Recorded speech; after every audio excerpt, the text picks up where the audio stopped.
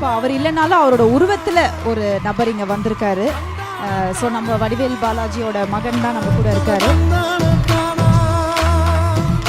மாமாக்காக இன்னைக்கு வந்திருக்கீங்க, என்ன சொல்ல விரும்புறீங்க உங்க மாமாக்கு? ஆக்சுவலாக நான் ஒரு கிஃப்ட் ஒன்று கொண்டு வந்திருக்கேன் மாமாக்கு. ஓ, இது எப்படி சொல்றது, அப்பா கூட இருந்தது. இது அப்பா போட்டிருந்தாரு ஒரு பிரேஸ்லெட் மாதிரி. அது அப்பா எங்கே போனாலும், ஷூட்டுக்கு போனாலும் சரி, எங்கே வெளியே போனாலும் சரி, அது சொல்லுவார். இது வந்து எனக்கு லக்கியான பிரேஸ்லெட், இது நான் வாங்கினதுலேருந்து எங்கே போனாலும் எனக்கு கை கொடுத்துருக்கு, இது ஹெல்ப் பண்ணும் அப்படின்னு சொல்லிட்டு ரொம்ப லக்கியான பிரேஸ்லெட்டு அப்படின்னு சொன்னார். அது நான் அந்த லக்கி இப்போ அப்பா இல்லை, அந்த லக்கி மாமாவுக்கு சேரணும்னு சொல்லிட்டு அப்பா சார்பா அதான் என் டேடியோட பிளேஸ்டு அவருக்கு இருக்கணும்னு சொல்லிட்டு அந்த பிரேஸ்லெட் நான் போடணும்னு ஆசைப்பட்றேன்.